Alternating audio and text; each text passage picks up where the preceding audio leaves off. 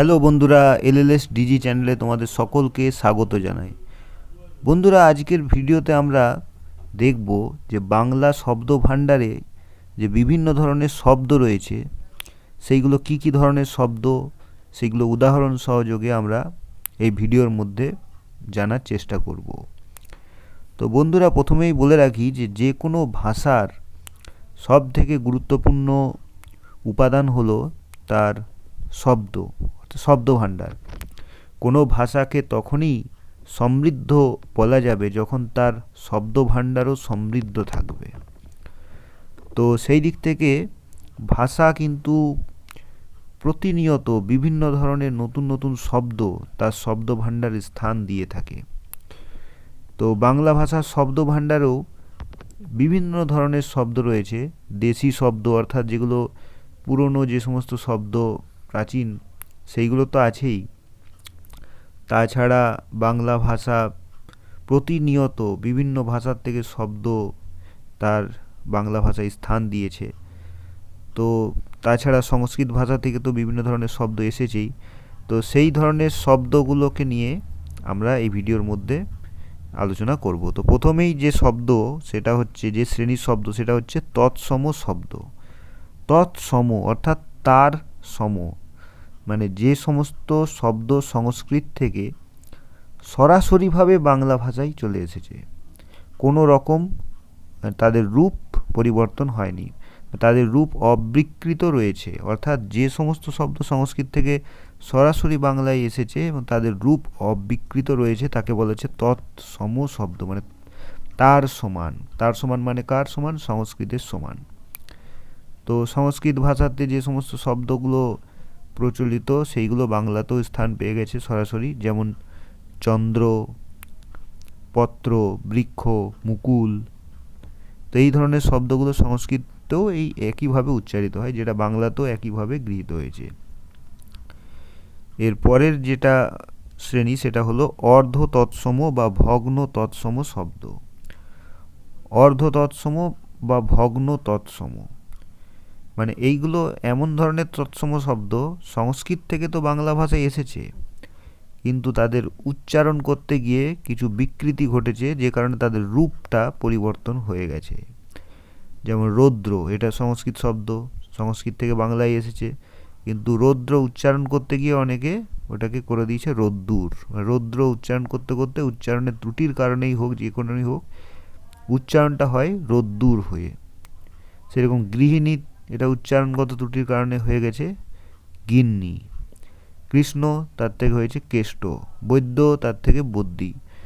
অর্থাৎ অর্ধতৎসম শব্দ হলো সেই সমস্ত শব্দ যেগুলো সংস্কৃত ভাষা থেকে বাংলায় গৃহীত হয়েছে, কিন্তু উচ্চারণগত বিকৃতির কারণে তাদের রূপ বদলে গেছে। এইগুলোকে বলা হয় ভগ্ন তৎসম বা অর্ধতৎসম শব্দ। এরপরের যে ভাগ সেটা হচ্ছে তদ্ভব শব্দ। এটাই হচ্ছে খুব গুরুত্বপূর্ণ, যেখানে দেখা যাচ্ছে কি যে সংস্কৃত ভাষার থেকে শব্দ এসে সেইগুলো সরাসরি স্থান পায়নি বা তাদের উচ্চারণগত বিকৃতিও ঘটেনি। সেইগুলো কি হয়েছে? একাধিক বিবর্তনের মধ্য দিয়ে বাংলা ভাষায় স্থান পেয়েছে। একাধিক বিবর্তন মানে কি? সেগুলো সংস্কৃত থেকে প্রাকৃত, প্রাকৃত থেকে অপভ্রংশ, এই সমস্ত ধাপগুলো পেরিয়ে পেরিয়ে তারপর বাংলা ভাষায় স্থান পেয়েছে। যেমন কৃষ্ণ, সংস্কৃত শব্দ, সেটা প্রাকৃততে হয়েছে কণ্হ, তার থেকে বাংলা ভাষায় হয়েছে কানু। সেই রকম খাদ্য, এই শব্দটা প্রাকৃততে এসে হয়েছে খজ্জ, প্রাকৃত থেকে বাংলা ভাষায় রূপান্তরিত হয়েছে খাজা। সেই রকম পাতা শব্দটি কিভাবে এসেছে? পত্র, তার থেকে এসেছে পত্ত, তার থেকে এসেছে পাত, তার থেকে পাতা। অর্থাৎ একাধিক বিবর্তনের মধ্য দিয়ে সংস্কৃত থেকে শব্দগুলো বাংলা ভাষায় স্থান পেয়েছে। এইগুলোকে বলা হয় তদ্ভব শব্দ। আরও উদাহরণ রয়েছে, যেমন মৎস্য, তার থেকে মৎস্য, তার থেকে মাছ। রাজপুত্র, তার থেকে রাজপুত্তুর, তার থেকে রাজপুত। এইগুলোকে বলা হয় তদ্ভব শব্দ। তো এরপর আমরা দেখব যে তৎসম আর তদ্ভব এই দুটো শ্রেণীর শব্দের মধ্যে মেন পার্থক্য কী রয়েছে। তো তৎসম শব্দের ক্ষেত্রে আমরা যেটা দেখেছিলাম যে সংস্কৃত থেকে সরাসরিভাবে কোনো রকম রূপ পরিবর্তন না ঘটিয়েই বাংলা ভাষায় যে স্থান পেয়েছে শব্দগুলো তাকে বলা হচ্ছে তৎসম শব্দ। আর তদ্ভব শব্দের ক্ষেত্রে দেখেছিলাম যে এখানে কিন্তু একটা রূপ পরিবর্তনের ব্যাপার রয়েছে, কিন্তু সেটা অর্ধ তৎসম শব্দের মতো উচ্চারণগত কারণ নয়, সেটা হচ্ছে ধারাবাহিক বিবর্তন, অর্থাৎ প্রথমে প্রাকৃত, অপভ্রংশ, এইভাবে বিবর্তনের মধ্য দিয়ে তার রূপ পরিবর্তন ঘটেছে। তাহলে তৎসম আর তদ্ভব শব্দের যদি বলা হয় পার্থক্য কী, তখন বলতে হবে যে তৎসম শব্দের ক্ষেত্রে কোনো রকম রূপ পরিবর্তন বা বিকৃতি ঘটেনি, সেটা সরাসরিভাবে সংস্কৃত থেকেই বাংলা ভাষায় এসেছে। আর তদ্ভব শব্দের ক্ষেত্রে বলতে হবে যে এক্ষেত্রে ধারাবাহিক বিবর্তনের মধ্য দিয়ে তার রূপ পরিবর্তিত হয়েছে। এটাই হলো তৎসম আর তদ্ভব শব্দের মধ্যে পার্থক্য। এরপরে আমরা দেখব যে তদ্ভব আর অর্ধ তৎসম শব্দের মধ্যে পার্থক্য কী। তো তদ্ভব আর অর্ধ তৎসম এই দুটোর ক্ষেত্রেই দেখা যাচ্ছে যে এরা কিন্তু সংস্কৃত থেকে সরাসরি আসেনি, দুটোরই রূপ পরিবর্তিত হয়েছে। এবার এদের মধ্যে মেজর পার্থক্য কী, যে পার্থক্য হচ্ছে যে তদ্ভব শব্দ কিন্তু ধারাবাহিক বিবর্তনের মধ্য দিয়ে রূপ পরিবর্তিত হয়েছে, আর অর্ধ তৎসম শব্দের ক্ষেত্রে সেটা উচ্চারণগত বিকৃতির কারণে তার রূপ পরিবর্তিত হয়েছে। এটাই হচ্ছে তদ্ভব আর অর্ধ তৎসম শব্দের পার্থক্য। একটার তদ্ভবর ক্ষেত্রে প্রাকৃত, অপভ্রংশ হয়ে ধারাবাহিক বিবর্তনের মধ্য দিয়ে তার রূপ পরিবর্তন হয়েছে, কিন্তু অর্ধ তৎসমের ক্ষেত্রে সেটা হয়নি, সেটা উচ্চারণগত ত্রুটির কারণে, বিকৃতির কারণে সেটা এরকম রূপ ধারণ করেছে। এর পরের প্রশ্ন হলো খাঁটি দেশি শব্দ কাকে বলে। এই যে প্যাটার্নটা আছে খাঁটি দেশি শব্দ, এইগুলো হচ্ছে আমাদের বাংলা ভাষার সবথেকে প্রাচীন শব্দ। অর্থাৎ বাংলা ভাষায় এমন কিছু শব্দ রয়েছে যেগুলোর মূল উৎস জানা যায় না।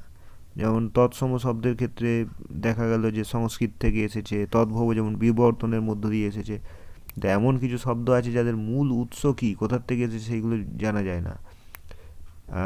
বা এমন কিছু বাংলার যে সমস্ত প্রাচীন জনজাতি, জনগোষ্ঠী রয়েছে, যেমন কোল, ভিল, সাঁওতাল, মুন্ডা, তো এদের যে সমস্ত ভাষা, সেই ভাষার যে শব্দ, সেইগুলো যখন বাংলা ভাষায় স্থান পেয়েছে, সেইগুলোকেই বলা হয় খাঁটি দেশি শব্দ।